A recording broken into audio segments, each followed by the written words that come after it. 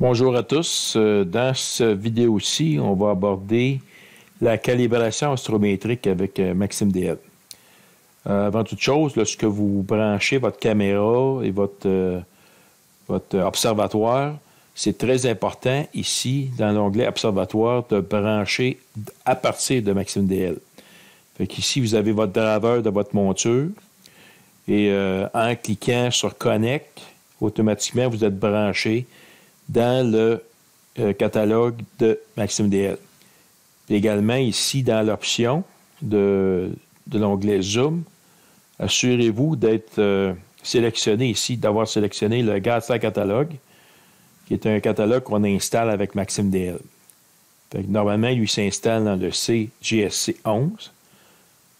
Et ça, c'est très, très important qu'il soit configuré pour qu'on puisse avoir les étoiles ici. Si je clique sur l'étoile ici, c'est marqué GSC. Si vous n'avez pas de catalogue de sélectionner, vous n'aurez pas autant d'étoiles.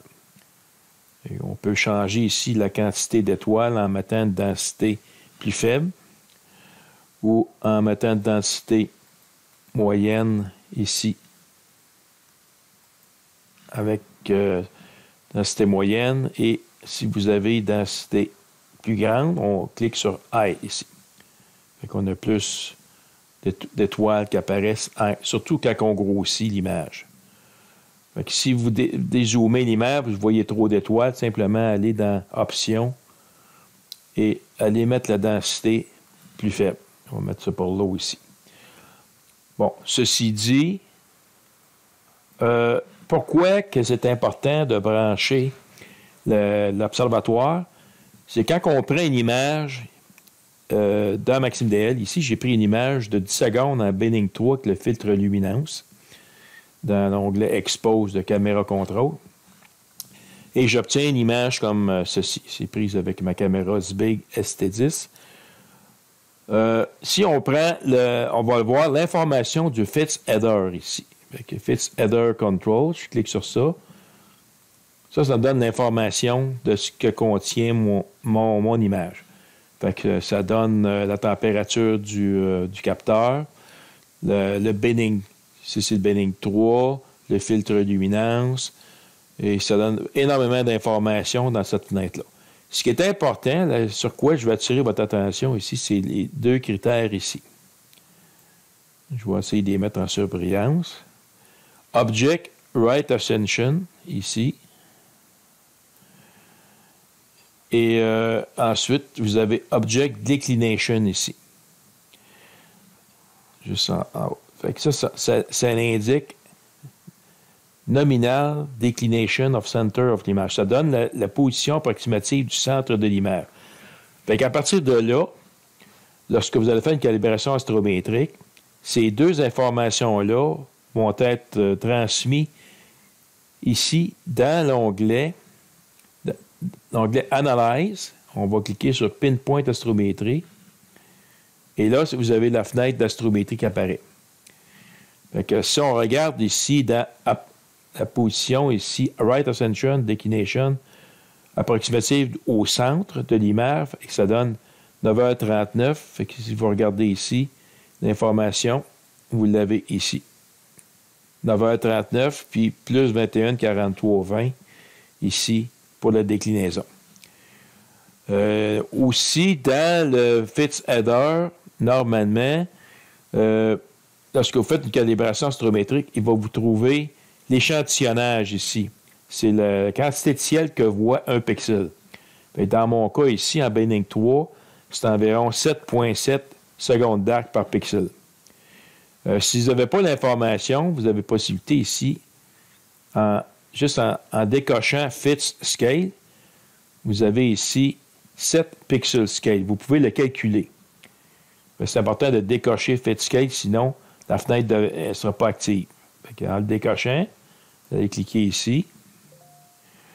Et ici, si l'information qui vient du Fits Header, elle est fournie, bien, Pixel Scale, ici, automatiquement, il va la rapporter dans la partie ici.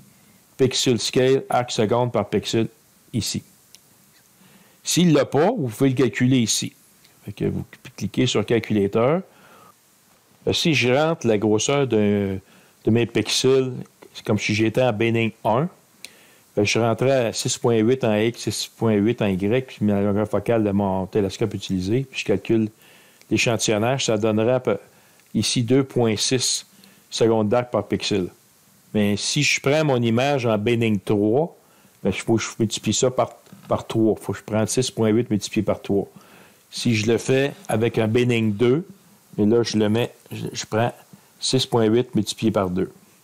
Fait que dans le cas de mon Benning 3, c'est 3 fois 6.8. Fait qu'il faut que je rentre ici 20.4. Ici, je rentre 20.4 aussi. Et là, si je calcule l'échantillonnage pour ma longueur focale de 541 mètres, je clique sur Calculate Scale. Vous allez voir, il va aller la mettre ici. Fait que ici, il va aller mettre 7.792 en X et en Y. C'est ce qui est reporté ici. Si vous l'avez directement dans votre Fits Header, dans votre image, cliquez sur Load from Fits ici. En principe, lui, il va aller le chercher directement dans le header, puis il va le mettre ici. Fait que ça, c'est une manière d'aller chercher votre information sur l'échantillonnage selon le Benning que vous utilisez et la grosseur des pixels de votre caméra. Fait que moi, je vais cliquer ici sur Fit Scale. Il va l'avoir mis ici. Ici, c'est important de sélectionner le catalogue pour qu'il puisse faire la référence. Ça veut dire que lui, il va essayer de détecter les étoiles dans votre image par rapport au centre approximatif de la coordonnée du centre de l'image. Il va associer les étoiles qu'il reconnaît dans votre image à un catalogue. Fait que par défaut, c'est le catalogue GSC qu'on installe avec MaximDL. Moi, j'utilise un autre catalogue, le UCAC4 ici. Et il faut que j'aille chercher où ce qu'il est sur mon disque dur. Fait que ça, c'est bien important de sélectionner le bon catalogue. Fait que qu'est-ce qu'on a au départ, lorsqu'on utilise la fenêtre Pinpoint Astrométrie, c'est important de cliquer ici sur Default. Fait que allez cliquer sur Défaut. Ça va être toutes les valeurs par défaut ici. Et en général, ça fonctionne très, très bien avec la plupart des caméras. Fait que vous pouvez utiliser les valeurs par défaut, en autant qu'ici, c'est important que vous ayez sélectionné votre catalogue de référence et que vous assuriez que les coordonnées du centre de l'image et l'échantillonnage apparaissent dans le Fit Header de votre caméra. Bon, maintenant, on va procéder à l'astrométrie. Fait que la première chose, on fait simplement cliquer ici sur le bouton Process ici. C'est important de mettre l'image en surbrillance, sélectionner la bonne image. Et on voit ici qu'il est en train de chercher, puis là, il vient de trouver. Fait que ce qu'il vient de trouver, c'est qu'il a trouvé le centre de l'image ici, et il a trouvé l'angle de position, c'est-à-dire le ciel des étoiles par rapport au nord céleste, au pôle nord céleste. Fait que moi, je vais orienter ma caméra exactement la même orientation que les axes d'ascension droite puis de déclinaison. Et ici, ça indique 0 degré ou 360 degrés. Ici, on a la longueur focale de mon télescope, qui a trouvé la longueur focale qui est 544 mm. Et l'échantillonnage, ici, c'est le nombre de secondes d'arc par pixel. Puis on voit que ça correspond pas mal à ce qu'il y a ici. En réalité, c'est 7,73 secondes d'arc par pixel. Vous pourriez rentrer ces informations-là aussi à mitaine ici. Fait qu'on a trouvé ici une manière d'aller faire le plate solve de notre image. À quoi ça sert? Bien, ça peut servir à plusieurs choses. Entre autres, ça sert à synchroniser notre monture au centre de l'image ici. Fait, si je fais apparaître ici le crosshair, bouton droit de la souris, puis je clique sur Crosshair Visible, fait que la coordonnée du centre de l'image est ici. Fait qu'en ayant l'ascension droite de déclinaison du centre de l'image, mais notre monture pointe exactement là. À partir de là, elle va trouver les objets autour. Fait que si on n'est pas synchronisé, nos cibles n'arriveront pas au centre. Fait que vous faire une expérience. Fait que je vais ici aller ouvrir la fenêtre Observatoire. Et j'ai ici catalogue et je vais aller chercher ici Messier 1. Fait que simplement, je vais rentrer Messier 1 ici. M1. Après ça, je fais Search. Fait qu'ici, je vais aller sélectionner Messier 1 et je vais faire un go-to dessus.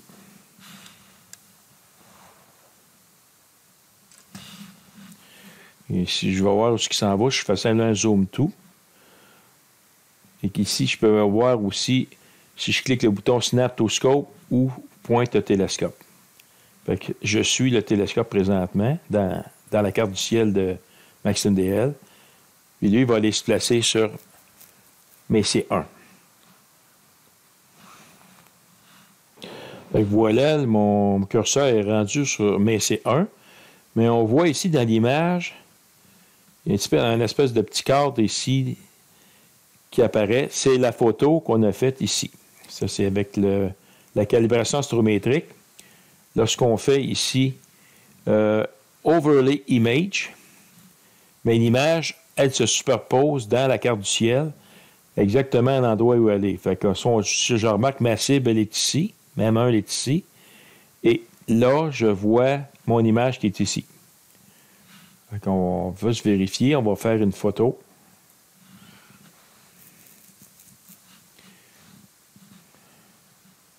Juste tasser mon image ici. Fait que là, je fais une photo de 10 secondes ici en Benning 3 avec un filtre luminance. Fait qu'on voit ici la nébuleuse M1, elle n'est pas centrée, elle est un petit peu à côté. Fait que un des trucs, qu'est-ce qu'on peut faire? On va procéder à faire une astrométrie. Fait que je fais Pinpoint Astrométrie. Je clique Progress. Et une fois qu'il va l'avoir ici, il a trouvé ici les informations sur l'astrométrie quand il affiche l'angle de position, la longueur focale et l'échantillonnage, c'est correct. Donc là, maintenant, je vais aller dans l'onglet Observatoire ici. Je vais aller cliquer dans Télescope. Puis je vais aller cliquer ici, Synchronisation. Si je clique sur Sync, automatiquement, lui a sélectionné Solve Position J2000, puis ici, c'est la coordonnée du centre de l'image. Si je clique sur ça, là, présentement, j'ai synchronisé ma monture avec le centre de l'image ici. Maintenant, si je vais dans le catalogue, puis je dis à nouveau M1, sélectionnez M1, faites un go-to. Là, en principe, on envoie M1 au centre ici. Si je prends une photo, on va voir si c'est ça qui est arrivé. Là, j'expose 10 secondes. Puis je m'attends à ce que M1 soit pas mal proche du centre.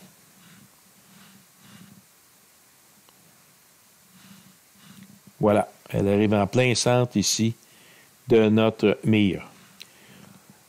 Si je veux faire la même chose avec M78, fait que je vais sélectionner ici M78, qui est une nébuleuse dans la constellation d'Orion. Fait que M78, Search.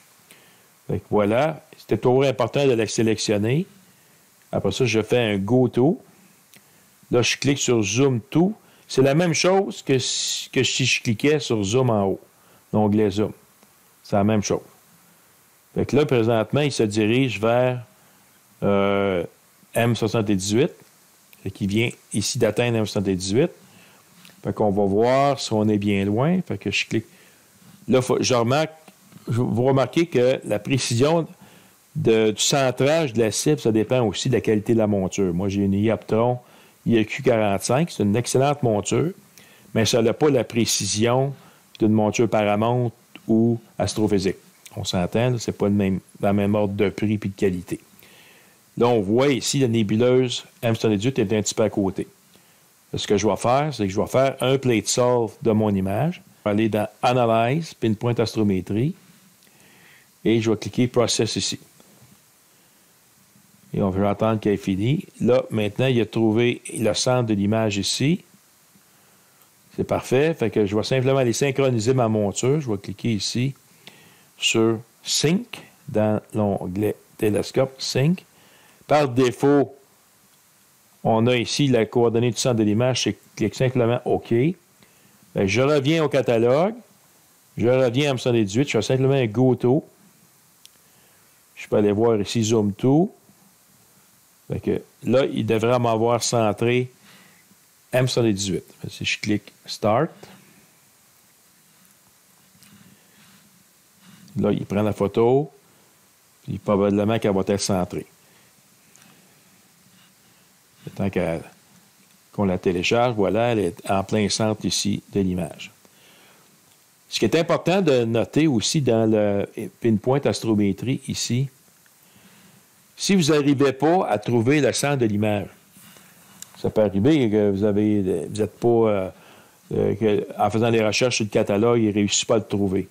Mais vous avez également ici un bouton qui s'appelle Search Sky Online.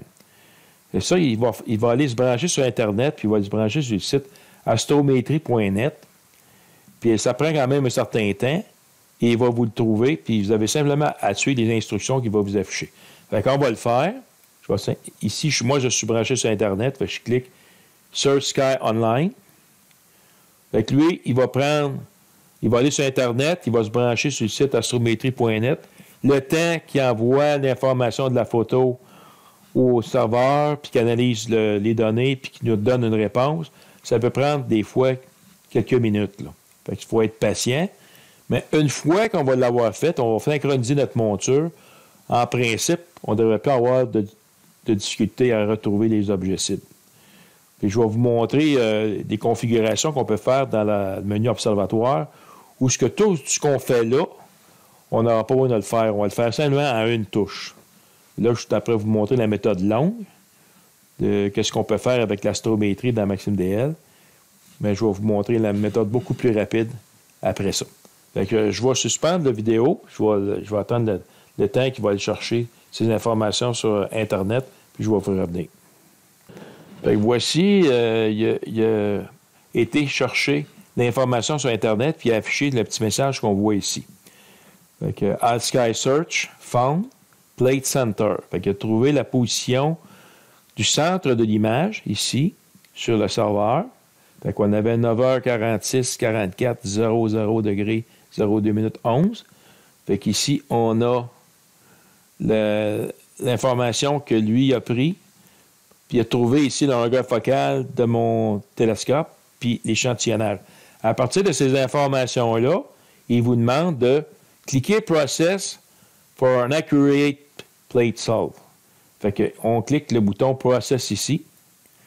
Et là, vous allez voir, ça va aller assez rapide. Il va vous trouver exactement les données qu'il faut pour faire le plate solving ici. Fait qu'on vient de trouver le plate solving. C'est parfait. Et si on va maintenant dans l'onglet Observatoire, je vais synchroniser ma monture. Je vais cliquer sur Télescope.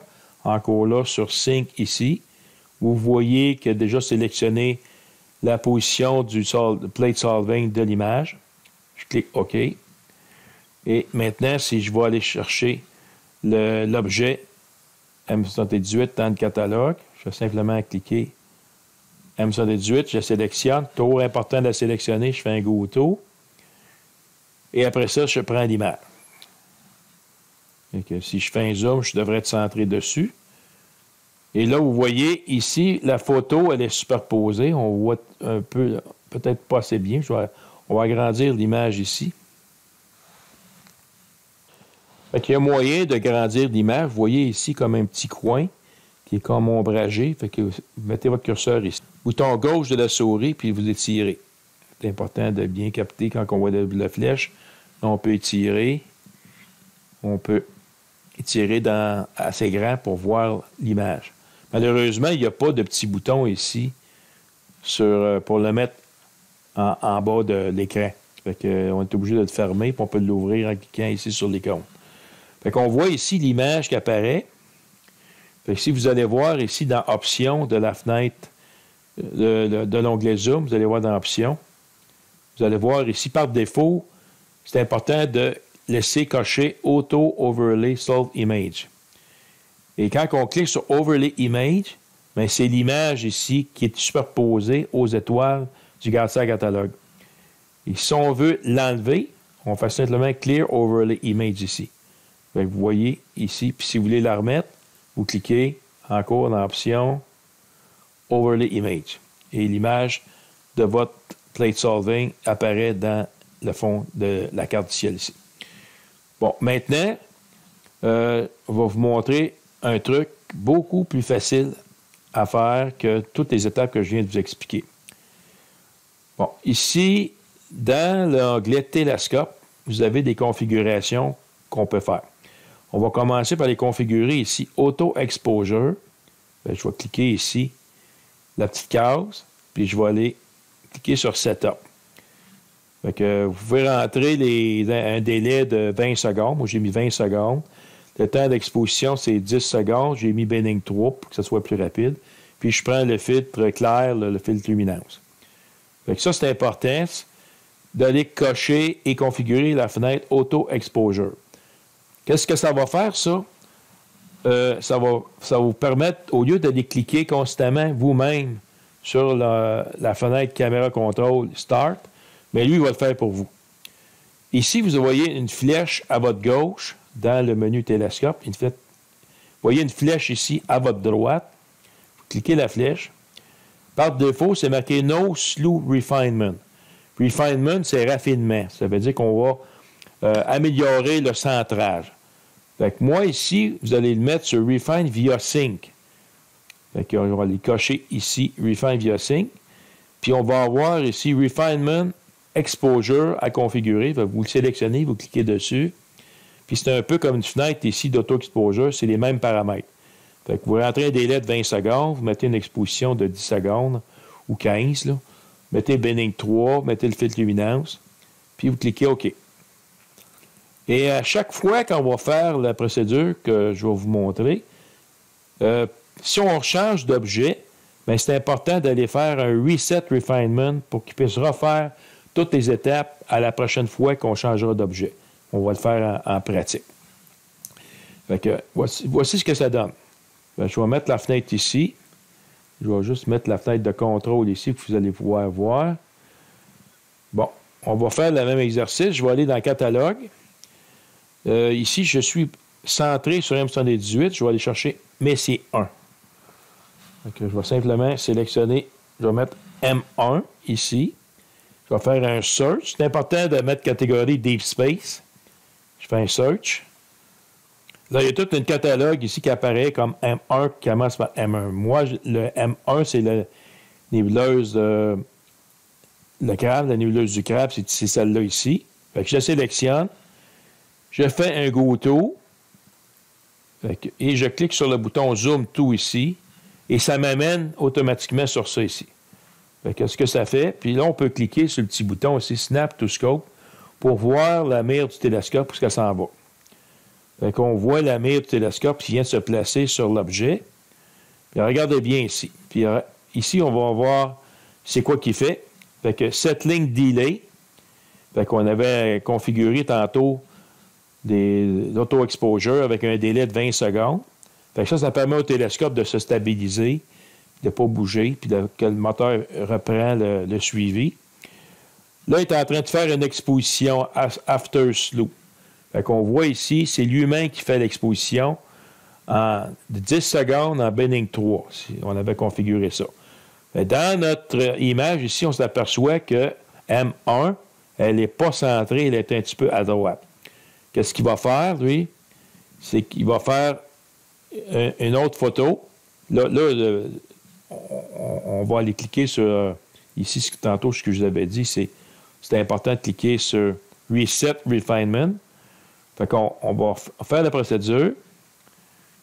Fait qu'on va cliquer Reset Refinement. Et on va recommencer. La même chose. Fait que je vais simplement cliquer, sélectionner M1, je fais Go To, je fais un zoom. Là, il va faire une étape de plus. Il va faire un plate solving.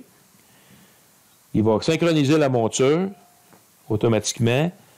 Il va déplacer l'objet en plein centre. Il va prendre une dernière image, puis celle qui va afficher devrait être centrée. Fait que, ici, regardez ici, c'est quoi qu'il met comme information. Fait que là, présentement, c'est un délai. Il expose après le slow, donc il prend une photo. tout seul. Il est en train de prendre la photo. Il va afficher ici dans l'image la photo qu'il vient de prendre. Là, il est en train de faire l'étape suivante, un plate solve. Fait que, il a réussi à faire le plate solving. Il a synchronisé la monture. Là, il a déplacé la cible. On a vu que ça a bougé ça ici un petit peu. Il s'est placé sur la cible. Là, il est en train de prendre une dernière image. Fait qu'il est en train de faire le délai de 20 secondes. Vous allez voir ici, il va prendre la photo.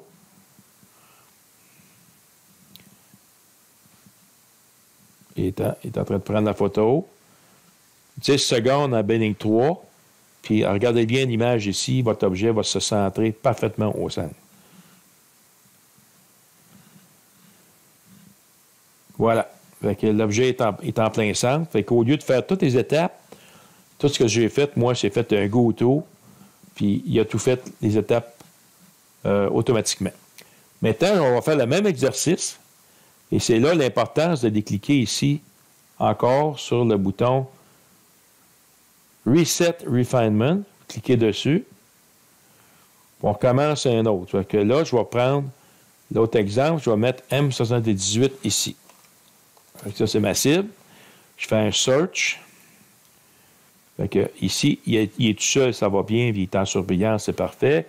Je fais un go-to. Je fais un zoom to. Fait que là, ce qu'il fait, on voit, il est en train de déplacer le télescope. Je vais cliquer sur Snap le scope pour voir où ce qui s'en va. On voit ici la carte du ciel qui bouge. En réalité, c'est le télescope qui bouge. Il est allé se placer sur la nébuleuse ici. Si je clique sur le petit carré qui est là, ça marque ici M118, les coordonnées ici, la magnitude. Fait que là, présentement, il est en train de faire un délai de 20 secondes. Il va faire sa première photo. Puis on va voir M118, elle va apparaître quelque part autour ici.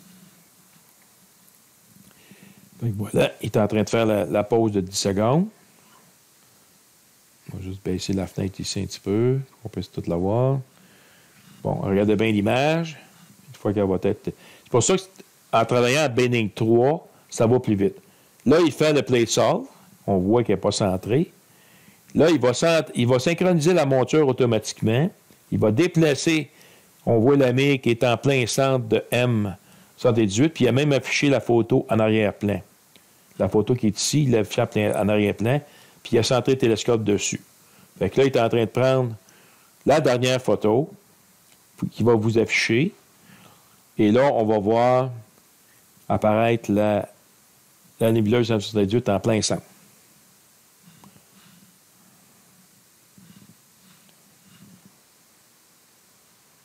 Et voilà. Donc, vous voyez ici la nébuleuse M118 apparaître en plein centre. Je reviens encore ici à la fonction Pinpoint Astrométrie. Normalement, quand vous achetez Maxim DL, il vient avec une version de Pinpoint Astrométrie Light, ça veut dire légère.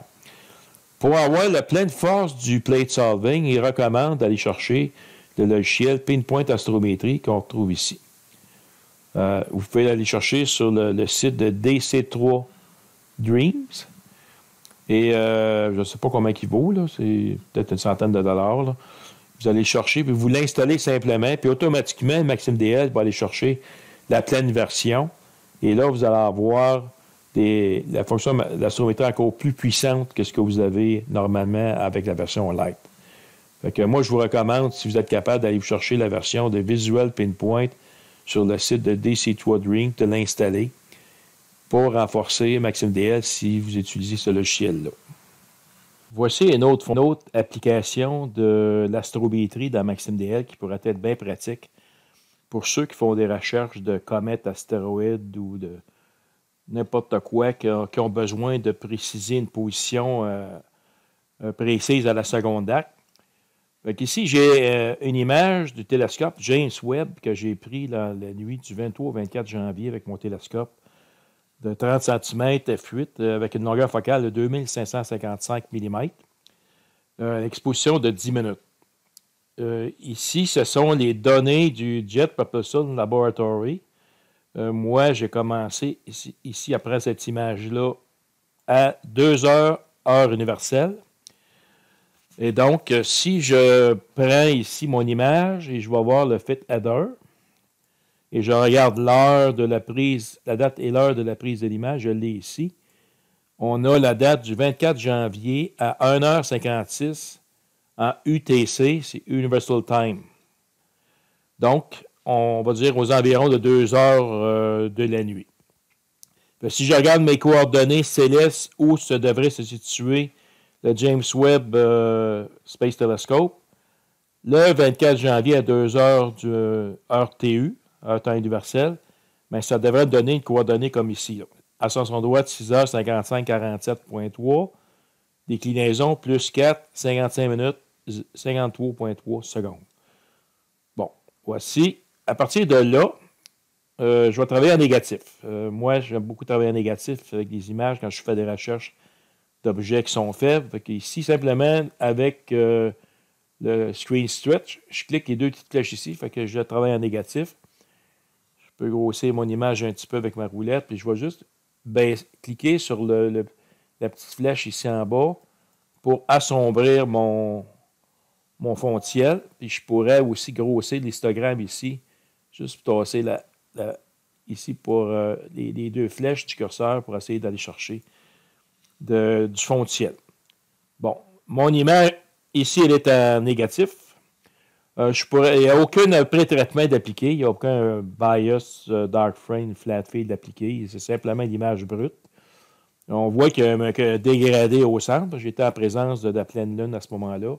Vous pouvez essayer les boutons les filters. Ici, vous avez Auto Remove Gradient. Vous pouvez essayer ça.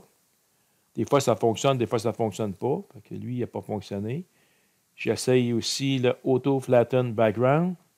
Bon, lui, il est un peu mieux. Avant, c'était comme ça. On voit la petite bande de dégradé au centre. Puis ici, on l'a amélioré. On l'a rendu plus clair un petit peu. L'important, c'est d'avoir une image qui est plate, là, qui est flat. On appelle ça en anglais flat. Et on peut l'appliquer par des fonctions ici, dans Filter, dans les 3 fonctions ici. On verra ça plus tard dans les vidéos. Pour l'instant, c'est pour vous montrer. Bon, maintenant, dans ça, j'ai quelque part le télescope James Webb. C'est pas évident à trouver. Et je vais aller utiliser ici la fonction. Je vais juste enlever ça. Je vais utiliser la fonction ici, Toggle Information. Dans Toggle Information, on a différents modes ici. Aperture, quand on fait de la photométrie. Region. Area, c'est quand on veut faire l'analyse statistique des valeurs de pixels de notre image. On s'en sert beaucoup dans les cas de flat field, ici, l'average, entre 15 000 et 45 000 ADU pour une caméra avec 16 bits de dynamite. Et vous avez ici à la fin, astrométrique. Ça, c'est très, très intéressant parce que ça vous donne en précision qu'est-ce que vous pouvez aller chercher à votre image. Je vais revenir ici à l'image originale parce que je fais un revert. Bon, ça, c'est mon image originale qui n'a pas été traitée astrométriquement. Mon image, elle est brute. Ça, c'est l'image telle qu'elle apparaît. Je vais la mettre en négatif ici. Je vais juste ajuster ici un peu plus le fond de ciel. Oh, pas trop. On va aller moins agressif un peu. On va appliquer ici le filtre Auto Flatten Background. On va l'équilibrer. Voilà. Fait qu'on voit ma photo brute. On voit des colonnes ici qui partiraient avec le pré-traitement. Mais c'est pas grave. Là, on voit, si je prends mon Toggle Information astrométrique et je passe mon curseur, j'ai aucune information.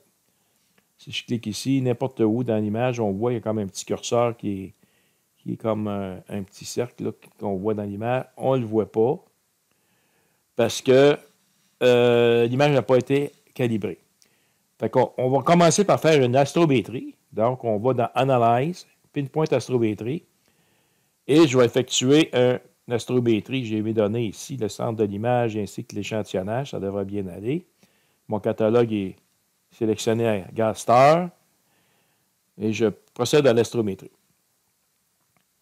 Bon, Maintenant, on a réussi à faire l'astrométrie. On voit ici, j'ai un angle de position de 359 degrés, 40 secondes. Donc, je suis parallèle aux axes à sens droit de déclinaison. Autrement dit, le nord est en haut. Fait que ici, je mets tout ce qui est en haut de l'image, c'est le nord. La longueur focale de mon télescope que j'ai avec le système de photographie, c'est 2558,6 mm qui me donne. J'ai un échantillonnage de 0,73 secondes d'arc par pixel. C'est ça ce que donne l'astrométrie. Maintenant, vous voyez, avec le target information, maintenant, quand je déplace mon curseur, on a ici dans Centroid les valeurs de l'ascension droite de déclinaison. Si je veux trouver mon objet, je vais aller ici. Ici, à 6h55,47 plus 4 degrés 55 minutes, je devrais trouver mon objet. Fait que je vais essayer de grossir l'image un petit peu ici. Bon, je vais afficher les coordonnées de Jet Propulsion Laboratory Horizon où je devrais me situer mon objet. Fait que je cherche dans mon image avec mon curseur la coordonnée 6h55,47. Je vais vous aider un peu, elle est ici. 6h55,47 et j'ai 4 degrés, 55 minutes, 53 secondes. Si vous regardez la valeur du centroïde dans la fenêtre de droite, Information. Et si vous regardez ici, où est-ce que je pointe mon curseur, vous allez voir un petit trait qui est laissé par le déplacement du télescope spatial durant son trajet vers sa destination au point L2 à 1,5 million de kilomètres de la Terre. Fait que vous voyez, n'importe où ce que je pointe mon curseur ici, vous allez avoir la position exacte à la seconde d'arc près en lisant les données ici sous Centroid. Vous avez la position ascension droite, déclinaison. Fait que si, exemple, vous trouvez que vous avez découvert ici, ce serait un astéroïde ou un objet bizarre, vous prenez la coordonnée, vous faites une calibration astrométrique, vous prenez la coordonnée précise, vous envoyez ça à des collègues pour qu'ils pointent un télescope dessus, puis vous leur demandez de suivre. Lorsqu'on fait des recherches d'astéroïdes, de comètes ou de sondes spatiales comme le James Webb, l'important, c'est de prendre plusieurs images, de comparer les images avec l'animation qui est ici. On va le voir dans une autre vidéo. Et on s'assure que dans au moins minimum 3 à 4 images, que l'objet se déplace. Fait que dans mon cas ici, je peux vous assurer que ça, c'est le télescope spatial. Puis ça correspond exactement aux coordonnées ici. Et si vous avez des coordonnées sur son droit de déclinaison d'un objet que vous voulez envoyer à quelqu'un puis qui possède Maxime DL, mais s'il veut utiliser Maxime DL pour envoyer son télescope sur la cible, faites exactement la procédure suivante. Vous allez dans Télescope, vous connectez ici normalement votre télescope. Dans le télescope, vous avez ici Targets Coordinates. Ouais, je vais les enlever. Fait que ça, si vous avez des coordonnées de n'importe quel objet, une comète, un géocroiseur, un télescope spatial ou une sonde spatiale, tout ça, bien, à partir du moment que vous avez l'information, soit par des coordonnées comme ascension droite, déclinaison ici, ou vous allez cliquer ici sur l'objet avec vos curseurs, puis vous avez fait une calibration astrométrique, vous avez les coordonnées qui apparaissent dans Centroid ici. Donc ici, simplement, Target Coordinate, vous rentrez, c'est 6h55,47, vous marquez simplement 06, 55, 47, 47, en l'ascension droite. Déclinaison, c'est plus 4, 55, 53. Fait que 0,4, 55, 53. 53. 53 ici. Et si votre monture elle est branchée, votre bouton GoTo va devenir actif. Vous cliquez sur GoTo et vous allez tomber dans le champ ce qui est votre objet avec votre télescope. Et à ce moment-là, vous prenez vos photographies. C'est aussi simple que ça. C'est ça qui est l'avantage d'utiliser les fonctions de Maxime DL d'astrométrie. Ça a plusieurs utilités. Ça sert à centrer vos images. Ça sert à trouver des coordonnées à son droit de déclinaison de manière ultra précise.